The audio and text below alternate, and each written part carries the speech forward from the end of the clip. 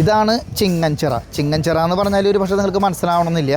ഇത് കൊല്ലങ്കോടുള്ള ഒരു ചിങ്ങഞ്ചിറ എന്ന് പറഞ്ഞൊരു സ്ഥലമാണ്. കുറച്ചും കൂടി എളുപ്പത്തിൽ മനസ്സിലാവാനായിട്ട് പറയാം. ഒടിയൻ, ഹൃദയം, കളിയാട്ടം, വിന്നർ, ഇങ്ങനെ ഒരുപാട് സിനിമകൾ ഷൂട്ട് ചെയ്തിട്ടുള്ള ഒരു സ്ഥലമാണ്. ഞങ്ങളിപ്പോൾ ഇന്ന് വന്നിരിക്കുന്നത് ഒരു ചൊവ്വാഴ്ച ദിവസമാണ്. അപ്പോൾ അതുകൊണ്ട് സാധാരണ തിരക്കില്ല.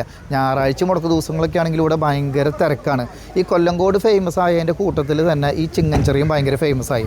അതെന്താ കാരണം എന്ന് വെച്ച് കഴിഞ്ഞാൽ, ഒന്ന് ഈ ഒടിയൻ പോലെയുള്ള സിനിമകൾ ഇവിടെ ഷൂട്ട് ചെയ്തു എന്ന് പറയുന്ന ഒരു കാരണം കൂടി അതിൻ്റെ പിന്നിലുണ്ട്. കുറച്ച് കാലം മുൻപാണ് ഈ കൊല്ലങ്കോട്ടേക്ക് ആളുകൾ ധാരാളമായിട്ട് വരാൻ തുടങ്ങിയത്. വലിയ 2-3 ആൽമരങ്ങളും ഈ ആൽമരങ്ങളുടെ വേരിങ്ങനെ തൂങ്ങി കിടക്കുന്നതൊക്കെയും മനോഹരമായിട്ടുള്ളൊരു കാഴ്ചയാണ്.